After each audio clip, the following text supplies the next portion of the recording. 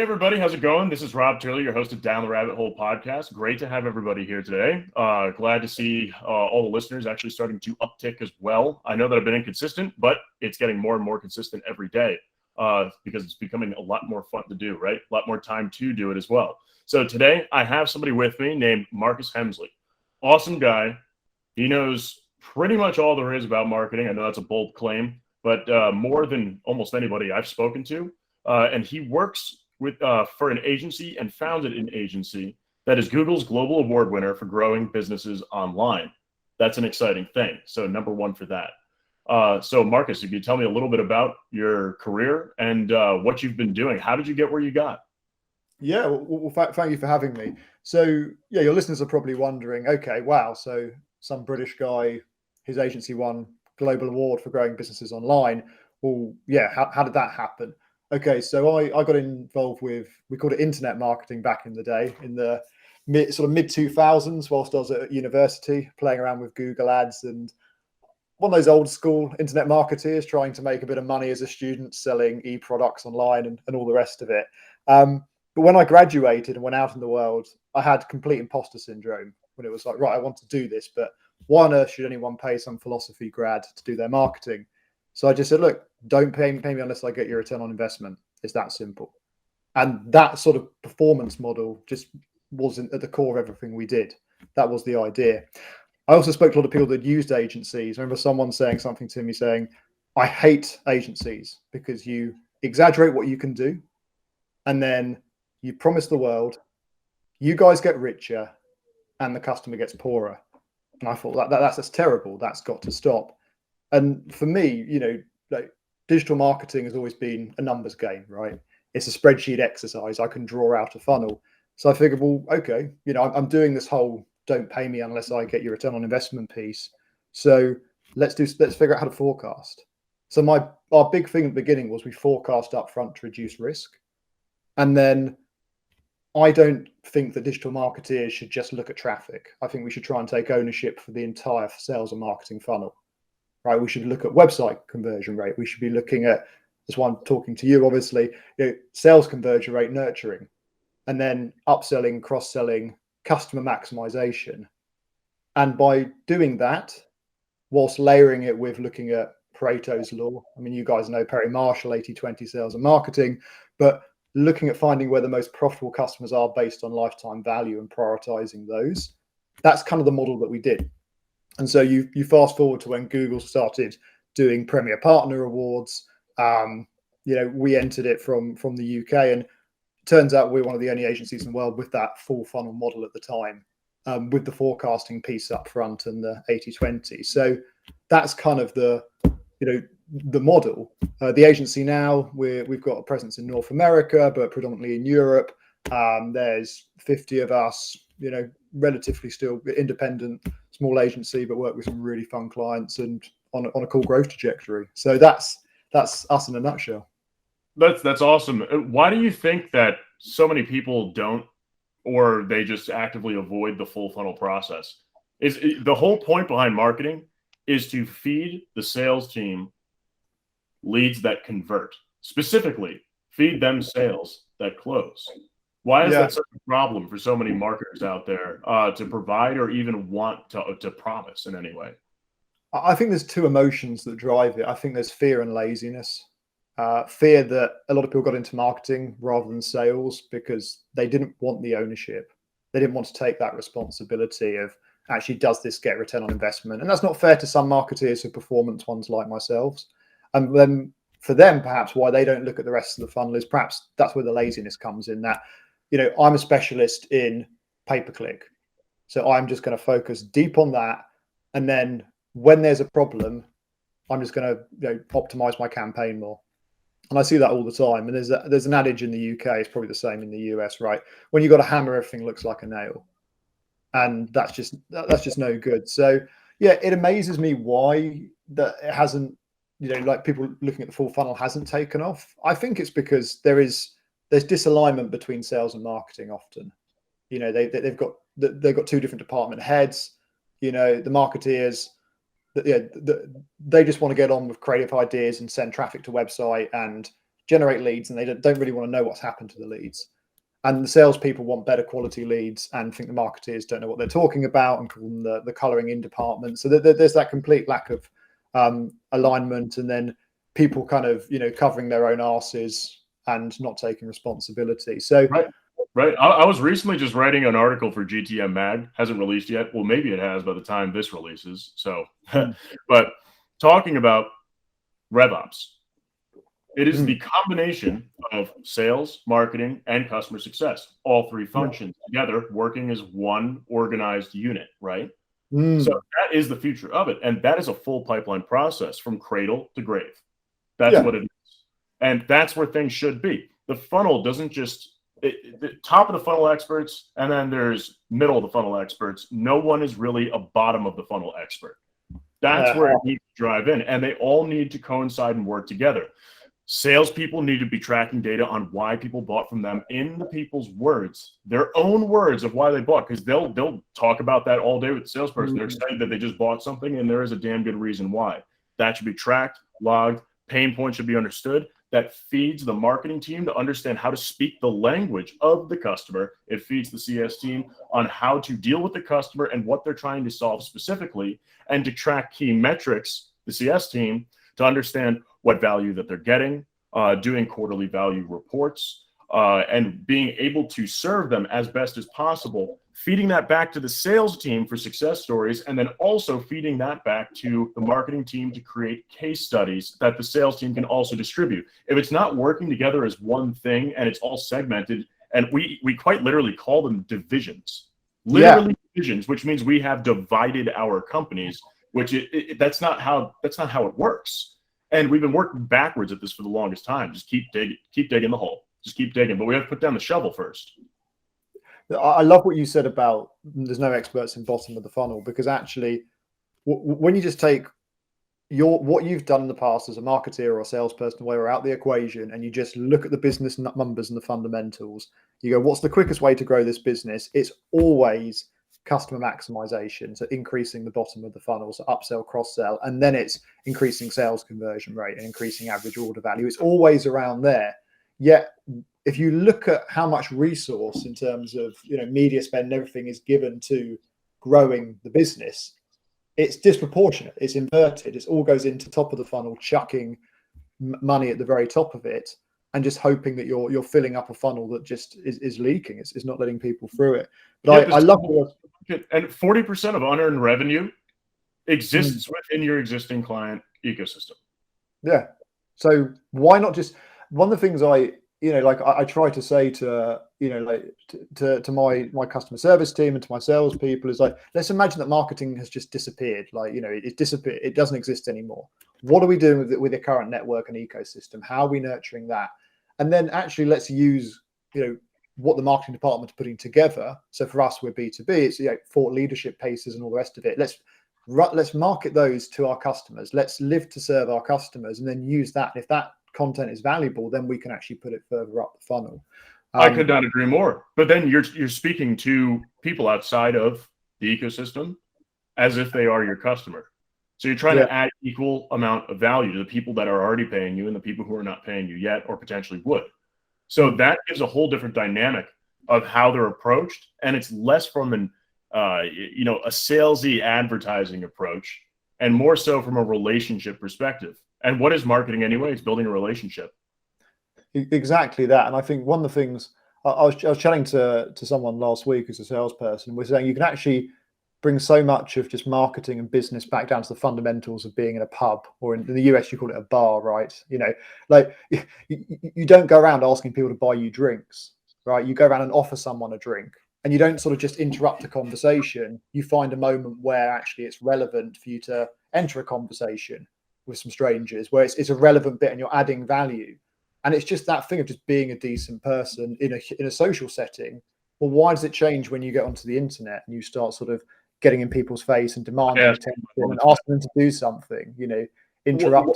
What about the virtual world has made people think or have the assumption that it is totally fine to aggressively pitch or throw something in someone's face?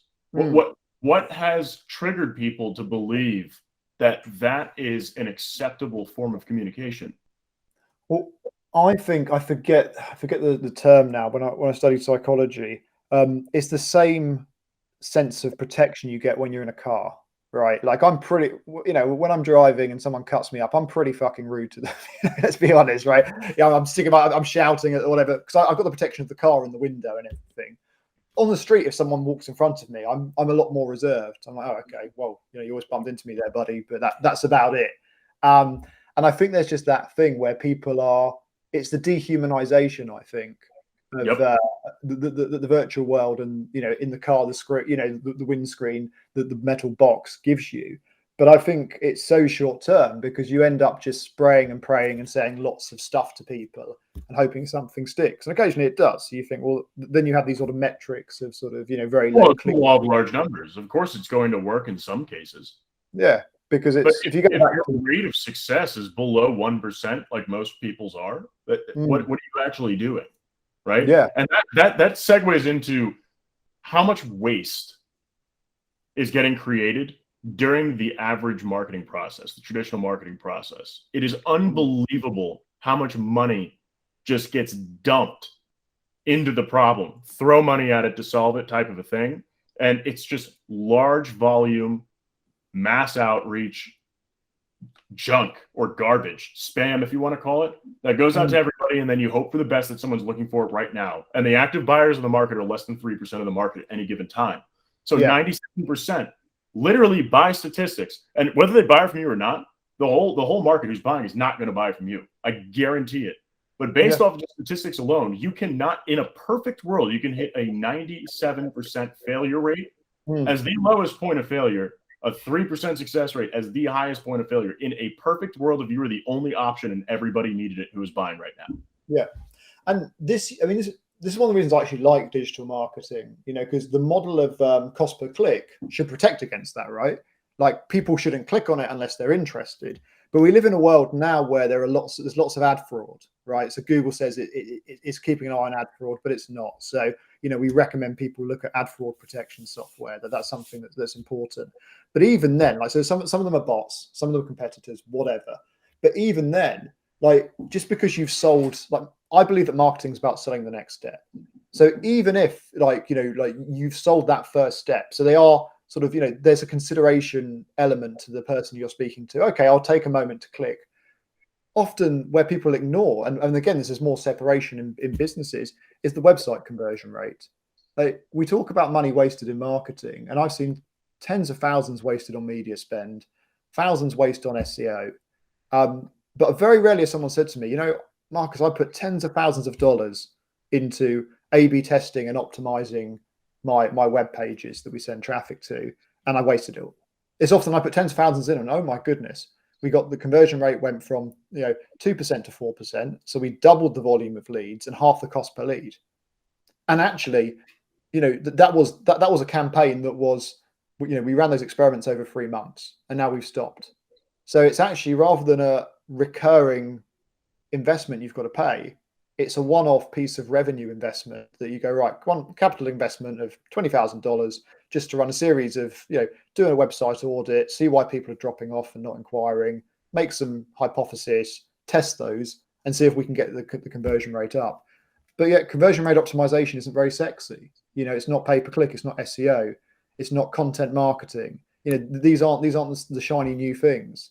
And I think actually that ties into something we spoke about just before you hit record about, I call it the novelty cognitive bias, that people want the new shiny thing, even if actually when you look at the numbers, it isn't right for your business. And I know this.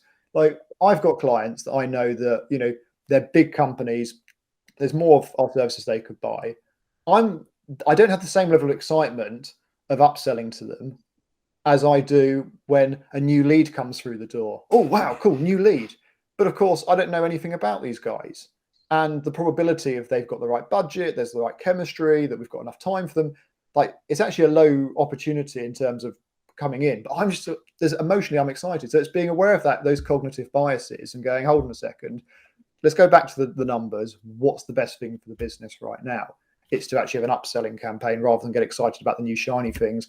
And we see that in marketing all the time. The biggest mistake in marketing is focusing on activities, not outcomes. everyone wants the new activity, but they're not getting back to the business fundamentals of marketing is a growth activity. It's about growing businesses. So what do we need to do there? We need to sell the next step of different stages of the funnel. So we need to have content that does that in a way that's kind, engaging, and humanized. Couldn't agree more. And communicative too, right? I mean, marketing's interesting in a lot of ways because it's a one-way conversation, but it is a conversation. They're having that conversation in their head when they're reading. Like your website, it's an advertisement pretty much, and it's a conversation at the same time. Where if they're reading the website, and of course you're having a conversation in your own head as you're going through what, okay, well, what is this saying? Well, I have a question about this. What does this mean? And then how could I use this? That conversation's happening in their head. And if you're not speaking to the way that conversation moves, then your website is going to fail to convert. Absolutely. It's just a fact. So how do we have that conversation with them? It's about getting into their shoes, getting into their head. By doing this mass outreach, this high volume approach, we're not able to speak to the customer, and we're not able to speak using their words in specific events, specific cases that are relevant to them, really relevant in a lot of different ways. Now, when you're speaking to everybody, you speak to nobody. Just like, oh yeah, if you try to please everyone, you please nobody. That quote, I quoted that in the article I just wrote. But that's the point behind it, is that you try to sell to everybody, you sell to nobody. If you try to market to everyone, you market to nobody. If you try to advertise to everybody, you advertise to nobody. Sure, you have the law of large numbers behind you, where when you do enough, eventually someone will come into it. But that's the thing, is that high specificity, hyper targeted marketing and selling is the future of it, because this high volume process, this traditional marketing approach to digital advertising and then social media advertising that dug this hole, is that the only way that we can get beyond this and out of it is by moving back to, well, not just moving back to relationships, but creating a hyper targeted strategic approach behind who you talk to. Because no matter what you do to get people on your website using the methods that we currently use as an industry, you're going to have a single digit conversion rate, no matter what, or a fraction of 1%. Most people sit within that fraction area, and then you have about 3% conversion is what I've seen in a lot of the market statistics at the moment. And it's getting worse and worse every single year. The more volume there is, the more noise there is. The more noise there is, the less people listen and they tone it out. The less people listen and tone it out, the less people that could do business with one another. So what we're doing is slowly making the market nearly unsellable. No? I agree. No, those trends are moving in the right direction, but I see that as an opportunity for good marketeers. I think that's the thing, because you go back to the first principles, the fundamentals of marketing. They call it the marketing triangle, right? Right message, right person, right time. Obviously, digital allows you to that personalization piece and get you into one-to-one space. But the thing is, like, let's talk about B2B marketing, because that's obviously what that you guys do a lot of. Well, also B2C's got it pretty figured out, and we can learn a lot from them. So B2B's where it's real, they're like 10 years behind, man. Yeah, and I think the thing so what you see on B2B is that a lot of people that they've got an offering where like search works okay, but a lot of the time they're pushing in the SaaS world. They're offering something that people don't know exists. So you need to interrupt the target market and educate them with something of value. And the thing I've noticed in the B2B SaaS world is that the content's terrible. It's like, here's my white paper that I've had some, mid-level intern or some grad research and write. It took them a week. Some graphic designers designed it. It's boring to read because it's trying to look like a sort of McKinsey report. And it's not shareable, right? It doesn't give people an emotional spike. It doesn't really help them, and solve their problems. So going back to your point about there's loads of noise, actually what I see is loads of content that is just average. It's good enough, right? But it's not shared. It's not that interesting. It's the marketeers just, being part of the coloring in department.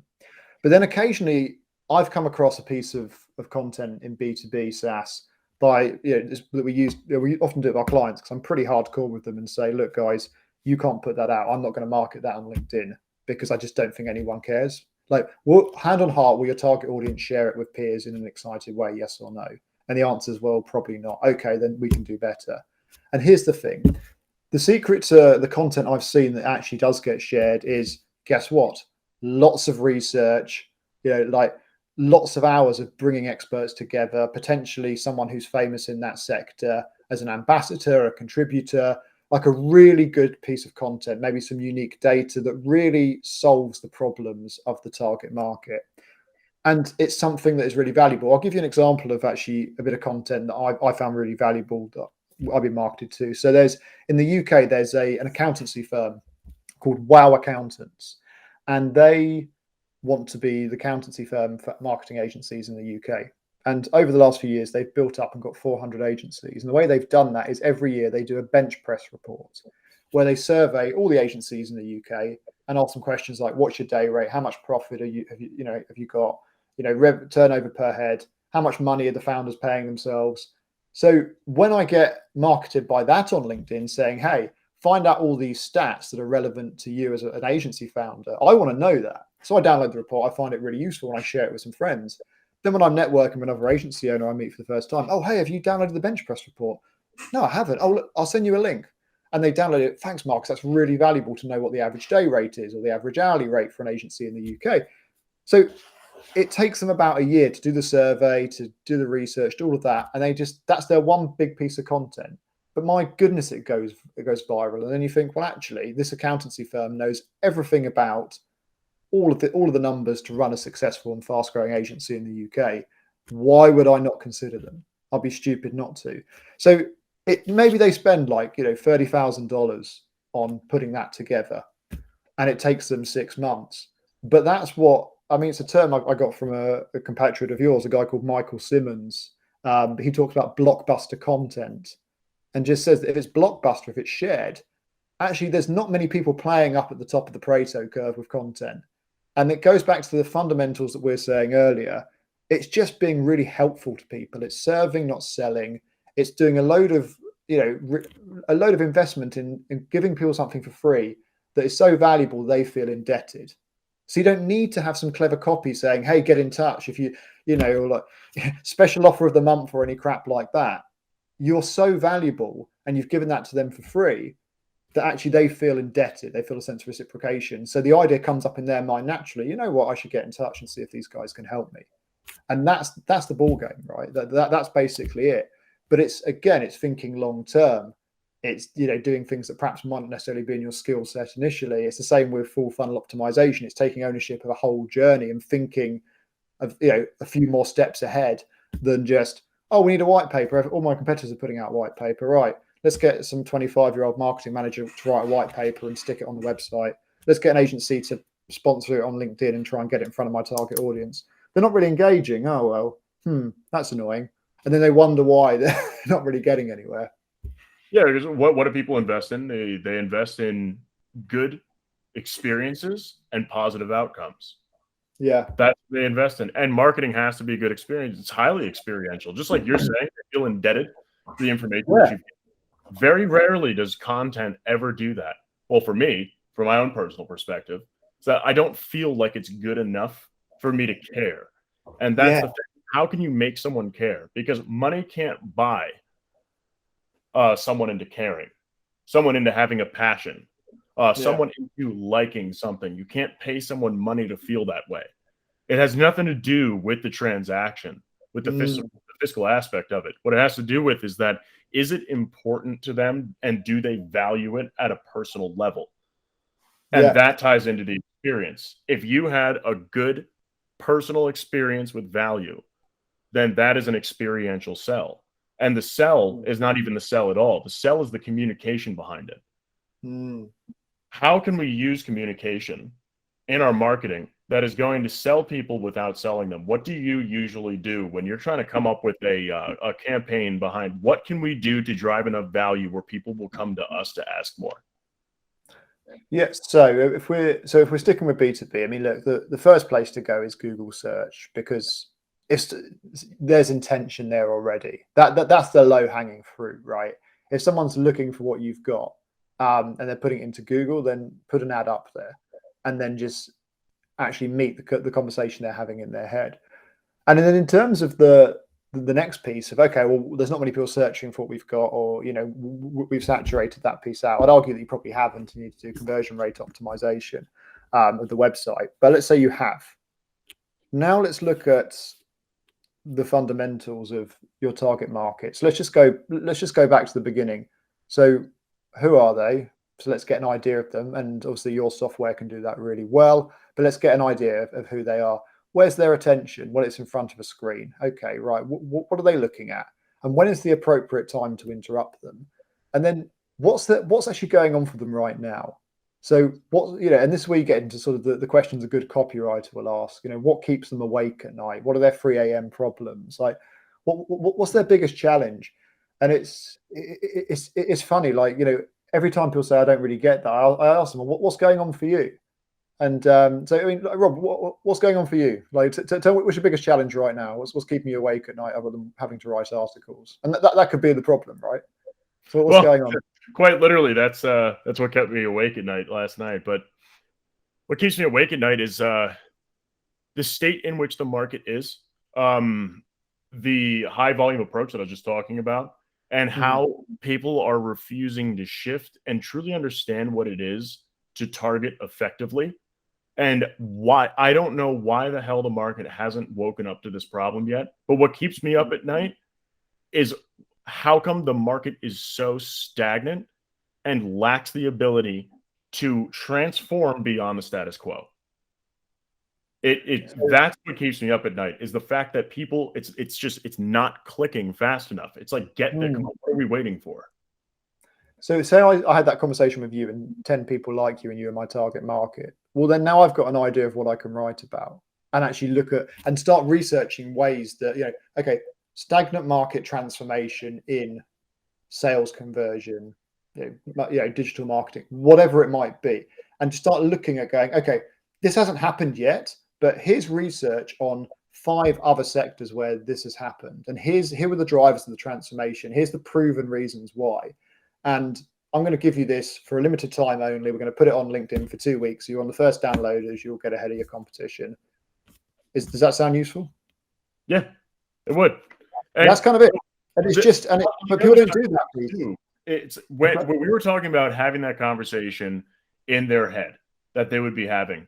What are some of the ways that you're able to achieve having that conversation? Because that is arguably one of the most difficult things to do, is putting yourself into their shoes. I mean, really putting yourself into their shoes where you're thinking like them. What are some tips that you would give to accomplish that? Yeah, I mean, so obviously you want to speak to them. That for me, that's 101, right? But say you can't speak to them for whatever reason, you're not speaking to as many. Then you have to just make some guesswork. You have to make a series of assumptions. You have to find people who are similar to them, and just really try. And the more time, you can't underinvest in this. I have to be so like the amount. It's so funny how we're so wasteful with money on media spend, having come up with a concept to sell some content which we haven't done this bit of work. So it's better to actually do an extra few days of really trying to make these assumptions and understand what the person's going through. Because it's as simple as going, okay, if I were you, what would I be pissed off about? What would I be worried about? Okay, and what's an average day look like? What are the things that are keeping me awake? What are the websites I'm reading? What's the sort of person you are? All of these things, and then you test it. So you don't spend all the money at once, because these are still assumptions. And even if I've spoken to 100 of you and got a very similar answer, that's still not a great data sample. So then what you do is you think, well, how can we do an MVP, right? How can we get a small proof of concept? And it's the same with, on a very basic level, anyone who's a good email marketer will tell you, if you've got a list of, say, 100,000 contacts, you never just blast the list. Even if say they're all exactly the same target audience, you never blast the list with, with the same title. You grab a cohort, so let's grab like 300 or 400, and let's try title A, and let's go 300 or 400 and try title B. So you're just testing different ones to look at different open rates of the email. And it'll be the same with this. Okay, before I even write this white paper, why don't we just run some display ads to this target market, or some LinkedIn stories with a very light story written, and just see what gets the highest click-through rate? Michael Simmons, I'm going to quote him again because everyone should check him out. But he talks about a thing called a value hook, which in English is basically a title, subtitle, and image of any post. That should have actually the majority of your time should be spent on that, not the content. The content comes secondary, and you should also make blockbuster content. But the truth is, if no one notices the ad or the post, no one's going to read the content anyway. So that's the prioritization. And that value hook has to, like you say, has to enter the conversation the person's got in their mind. It has to, I want to be scrolling, and the thumb stopping ad or post, the thing that stops the thumb is the thing that pretty much says, are you suffering from this problem? Yes. And I think, yes, I am. Great. Here's some ways that people in your situation have overcome that. Great. I want to know. Here's a proven technique of doing that. And that's kind of it. It doesn't have to be any more difficult than that, because people might say, oh, that sounds old school, like, have you got this problem, ? Then this. But if it actually hits the nail on the head with the problem you've got, I don't care if it sounds a little bit corny or it's using copy that was, seems like it's from, the last decade or whatever. I've got a painful problem and I want a solution. So my painful problem is, I don't know if I should get the booster COVID vaccine this side of Christmas. That's my pain point, because I've had COVID. I'm double jabbed. The jabs made me really sick. The first one sent me to hospital. I don't really want to have to go for another bloody jab if it's not necessary. So if I'm scrolling and someone's got a study that says, actually, if you've had COVID and you're double jabbed, then your immunity is the same against Omicron as if you just have 3 jabs. So don't worry about it. So that's what's on my mind today. So as long as you're meeting that, that's fine. How you find it is, you have to ask people. There's an amazing marketing consultant, a guy called Grant Leibooth, who's written like 5 or 6 books on marketing. He travels the world and he consults some of the biggest brands in their marketing departments. They get him in and he says, he asked one question to the whole marketing department. And this question will determine whether he's got a lot of work to do or not much. And the question is, when do you last speak to a customer? And if the answer is like, oh yeah, yesterday, this morning, I'm always chatting to customers, I really need to understand what they're doing. He's like, right, you guys are going to be fine. When it's like, well, we don't speak to customers, we create content. He's like, whoa, now we've got how the hell are you supposed to know what it is that they want, need, have pain for, are solving if you don't speak to them? You're just making an assumption based off of, this is what the market's like, so that's probably right. Yeah, this is what feels right for me. And it's the thing about gut. I mean, like, I think gut instinct is fine if it's like a person I'm connecting with and I got a good gut instinct or bad gut instinct. But when it comes to business, my gut's not great. Like, and the way you kind of, I tested that is, I thought, think of all the bad business decisions I've made, and then what did my gut tell me the moment before I made them? Yeah, go for it. It's going to be great. so like, actually, when it comes to things that isn't about my unconscious mind getting a sense of someone in the room, which I think my gut's pretty good at feeling, when it comes to like massive amounts of data and dealing with cognitive biases and so on, actually my initial impression from my gut isn't particularly useful. So I need to go out and really, it's so true, because I've run thousands of A/B tests and I've often said that image will win, that title will, and I'm wrong. And it's like, wow, gosh, how did I misunderstand that target market? I've learned something here, but my goodness, it reinforces the fact that the market's right and I'm wrong. And that's where we need to live. And that's people need to understand, is that it's not about you. It's not about your company. It's not about you. It's about the market. It's about them. What do they engage with? What do they buy? What do they need? What do they have pain for? And our assumptions often are incorrect. I can't tell you how many times I've made an assumption. Same thing. Oh, people are really going to engage with this. Nope. This is the stupidest thing. No one's going to engage with it. I don't see how it would drive any value. Boom, blows up. And it's very shocking, because we all think differently. And us people who are analytical, like you and myself, we are often incorrect in what we think the market will engage with. Absolutely. Because what we engage with is totally the niche. We are the exception to the rule. Longhand content. We want to read something that's more technical, and it's not something that people want generally. And it's hard for us to wrap our heads around it, because we don't want anything that has to do with that flashy, quick crap. Don't want it. But that's what everybody wants, is that they want something that grabs their attention, easy to digest. They can learn more if they want to learn more. But even so, when they try to learn more, it's just an overview of, this is how it's applied. This is how it helps you. Where I want to know how the hell it works. I want to reverse engineer the whole damn thing, and I want to know everything about it. That is not how the rest of the world works, unfortunately. Well, maybe fortunately, because it makes it easier. But that's the thing, is that everybody is different. And like you were saying, with having that list of like 100,000 contacts, breaking it down to a couple hundred each.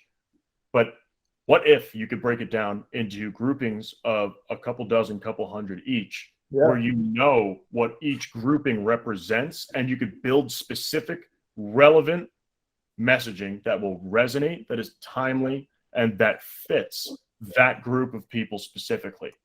What type of success rate will we get being able to do something with that level of specificity? It's not just about A, B, C, D, full alphabet testing across just a giant group of people, randomly selecting them. It's about purposefully selecting people within that group that you already know fits, and messaging them in a way that is segmented and separated so that you are speaking to each individual directly. Sure, personalization at scale is a lie. That's a joke. It doesn't happen. But relevance at scale can happen. And that's what we want to achieve. Marketing, no? Yeah, absolutely. I mean, that's kind of the way it's going. That's the way automation want to play it, and that's fine. We still need to craft the messages to load into the automation. We still need to give them that. That will change, I imagine, in decades to come. But for now, it's still the way I describe it to my team members that get worried about AI is that the best chess team in the world is a combination of computer and AI. It's not a single AI. So, initially it was Gary Kasparov, and then he was beaten. And then it was like computers can always beat us at chess, but actually then a team of 6 humans and 4 bots are now the world champions. So you need both for now, because the things that humans are good at, i.e. the nuance in the messaging and all the rest of it, and coming up with the foundation that, of course, the bots can then rip apart and try lots of different variants of. But they're good at replicating processes and testing things. They're good at crunching data. Humans are good at creativity. They're good at doing things that are intuitive, innovative, where machines do not innovate. They're not intuitive. But sure, they can have intuitiveness built into them, but it's a way where it's variances, right? Yeah. Machines are built to assist humans to become the better version of themselves, or to help them achieve more, or to take care of the grunt work that humans were not built to do, such as staring at a spreadsheet all day. Humans were not built to do that. I don't care how analytical you are. We were not built to look at a shitload of numbers in a list. Our brains were developed over thousands of years, tens of thousands of years, to ignore data, to ignore things around us, to ignore the noise. Machines can see into the noise in every single little tiny piece within it, trillions of patterns and all of that. We're good at seeing the bigger picture. We're good at seeing where things can go. We're good at seeing how it makes people feel and how it affects others. That's where we need to stay, and let the machines do the work on the number crunching behind it, so that you can make informed, creative, and innovative decisions, right? Absolutely. Yeah, and that's what makes us good partners. And that's the beauty of it. I mean, one of our mantras at Fountain at the minute is we demo more MarTech than any other agency. So what we set up recently is that every person who works at Fountain each month has to demo 2 pieces of marketing tech. And then but basically at the end of each quarter, we then start reviewing the ones that we think are very good. Obviously, you'll be on the short list, of course, White Rabbit Intel, but we'll talk about the ones about. That's why we keep coming back for more, you see, to keep talking to you. But we're demoing lots, and that's the way to do it. So rather than being scared of the tech, going, look, most of our competitors, most agencies have a haphazard approach where they're like, well, we use the tech that we've kind of come across serendipitously because I've heard of it, or a friend of mine uses it, or we took over an account and they use this software and it looked cool. And whereas we need to do it in a much more systematic way. If there are thousands of pieces of MarTech for different sectors, different parts of the funnel, and we need to be systematically demoing all of them and finding out which one's the best for our clients. Because again, it's about servicing the clients, and offering them the best service rather than trying to take something from them. It's that give first, and then obviously we'll get it back. It's incredible how much people reject that, though. Like you're saying, with new technologies, MarTech, whether it's MarTech, sales tech, fintech, doesn't matter. People fear trying something new, so they stick with the old thing. For example, I'm not going to name the bank, but there's a very large bank that still uses Miser, which looks like it came out of the 90s raw HTML as a finance platform. Right. It is insane that they still use that, but we've always used it, so that's how it is. Again, like I mentioned before, it's the status quo that is absolutely tearing them to pieces. It is our greatest enemy and largest competitor, but more so than any other company. Being innovative is important. And I like to think of it this way. If you're afraid of using new tech or trying it out, that is a problem. Think about older folks, in their baby boomers or people that are, older level baby boomers. So people born mid-generation or early on in that generation. You hand them a cell phone. They're afraid to use any of the apps. They're afraid to use anything in the phone and actually figure out how it works. With how much easier would their life be if they understood how to use it and how easy it really is? But they're afraid to dive in because they feel like they won't understand it. So the fear of misunderstanding, or that they will break it by trying things. It was quality assurance tested.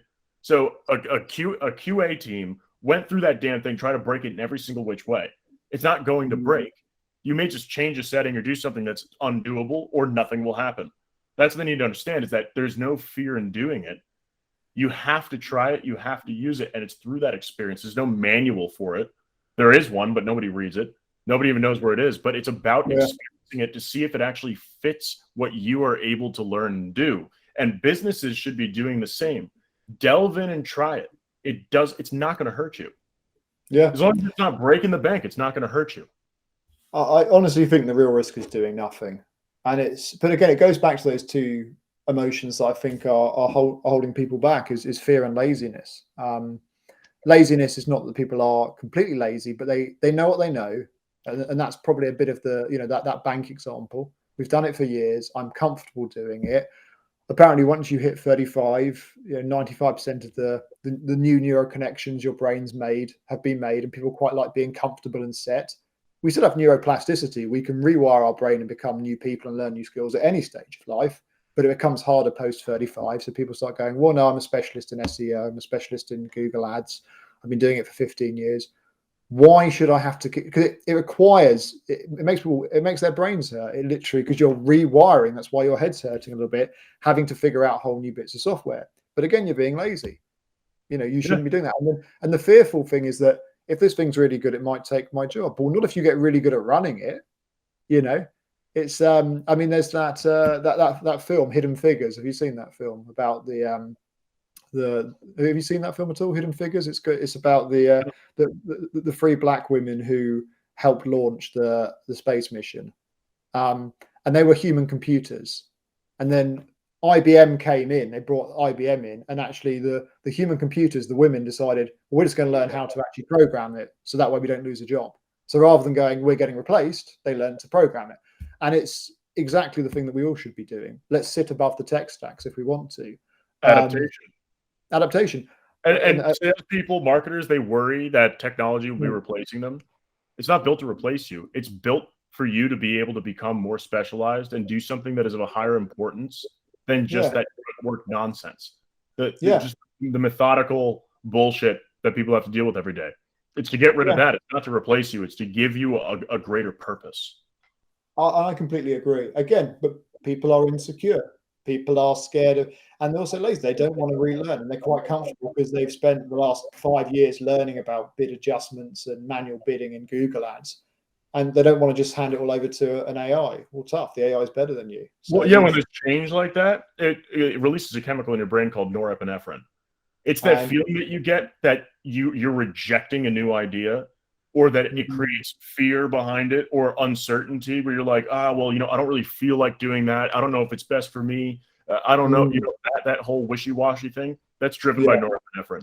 And I spoke, one of my buddies is a neuroscientist, Cody Isabel. I was talking to him about this. And when people over the age of 35 are learning, just like you're saying, that yes, you still have neuroplasticity, but what it's like is that before that age, especially in your 20s, like teens and 20s, or even childhood, is that you have full neuroplasticity. Your brain's not full yet. It's not full of data. So your cup's not full. It's like a filing cabinet, your brain. So if you pull out a shelf in the filing cabinet, it has empty spaces, and then you just keep filing stuff in until it's full. When you hit 35, your filing cabinet is full, and then you've gone and locked it. So what you have to do is fight the norepinephrine to get past that point of rejection. And what that means is that you need to stick the key in. You need to unlock it intentionally, pull out the cabinet, And then you need to flip through, find some things that are irrelevant that you don't need, that are just useless information, remove that, put it in a shredder, and then put the new information in, close it, and then lock it again. Sure, there's more steps. It's more difficult, and you have to figure out what you have to get rid of. This is all happening unconsciously, of course. But that is the most difficult part, is that instead of having a filing cabinet that's not full, you just open right up, close, stick stuff in there and file it in. You have to unlock it, pull it out, find what you want to shred it, put the new thing in, and then close it, lock it again. And that's the difficulty behind it. I hope that was a good analogy for you. Yeah, and I think that's it. And I think the only thing I would say to add to it is that, like I've learned at least anyway, that if you can give yourself space, i.e. you don't book back-to-back meetings, you don't, spend lots of time angsting about what tech might do and all the rest of it, and just quieten down and be almost more childlike, right? Like my son, he just something is like, oh, cool, what's this? Let's turn up and see. It's more like, the filing cabinet is going to be left a lot more open when there's less clutter in the room, right? I guess that's the way to do it. If there's a lot of clutter in a room around the filing cabinet, it's harder to move that out the way and open it. Whereas if you're in a big, empty room, lots of space, and you've slowed down, and you're more like a child who's excited about the tech or excited about learning a new skill, and you're just not giving into that thinking of like, oh, what if this happens? What if in 5 years I'm replaced by a machine, or I get fired? All those sort of silly stories you tell yourself, which aren't true. The what ifs will kill you. The what ifs will kill you. Yeah. And yeah, what you're saying is that give yourself the time and the space that you need in order to dive into new things. And if you're not giving yourself that time, it's your own damn fault. Yeah, I think that's it. I mean, that's why with my guys, it's like, look, demo 2 bits of Martech a month. That's one a fortnight. You can go onto a spreadsheet and you can choose the Martech that interests you. Give it a go. Do the demo. If you think it's crap, that's fine. You don't have to use it, But you're putting in a system. There's that great American guy, James Clear, who wrote Atomic Habits, who says we don't rise to the level of our goals, we fall to the level of our systems. So put the system in place. And it doesn't have to be like, I think we overvalue intensity and undervalue consistency, right? So we're like, right, I'm going to have a new goal. I'm going to demo 10 bits of Martech in the next 4 days. No, calm down. Literally just plan it out for the next 12 to 18 months, one a fortnight, off you go. And if I get 40 of you guys doing that, guess what? It's going to compound in the hundreds of demo and bits of feedback and all the rest of it. And that's kind of how you do it. And with anything in life, it's just that consistency, but giving yourself space so it doesn't overwhelm you. I think that's the thing where people go wrong. It's, again, I mean, I think I said about fear and laziness. I think the other big problem is short-termism, right? Is that sort of like, we have to get it done now. We have to get it done quickly, or have to feel that something's moving, rather than going, you know what, I'm probably going to be alive for another 50 years. So let's plan shit out, right? Like I found that with fitness this year, actually. I've got, rather than having like a 6-month goal with weight and all the rest of it, and what I can lift and so on, I've got I had a 40-month goal. So I realized it's 40 months to my 40th birthday. So here's how we're going to slowly build things up. And it's like, it's almost painful, like how I'm just slowly, incrementally, putting the weights up. But I look back at what I'm lifting now from 6 months ago, I'm thinking, gosh, but it didn't feel that painful. It wasn't like I absolutely smashed it and then like broke a PB record, because before it would be like, right, you've got 6 weeks to really completely transform your body. Why not choose 40 months and do it in a way that's fun, sustainable, and then I can be consistent. And I bet you by the time I get to my 40th birthday, I'll be in a much stronger position than had I have all these sort of like bursts of intense exercise, then hating exercise because I got injured, then loving it, then hating it, and never really just plateauing where I am now. It's the same with anything in life. Yeah.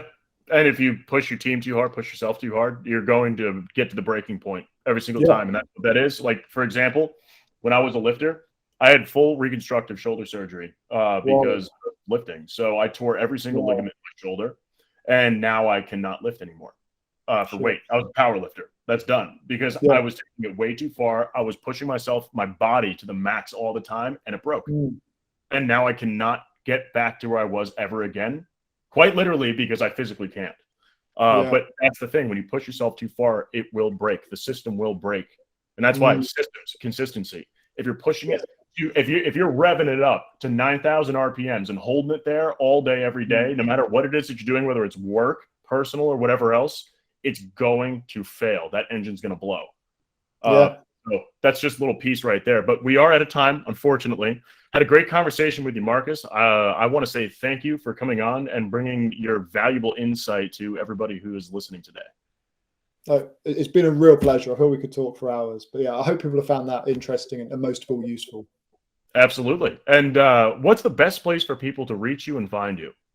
Yeah, I mean, look, I'm on LinkedIn. That's my social media form of choice. I live in business, right? So yeah, Marcus Hemsley, LinkedIn.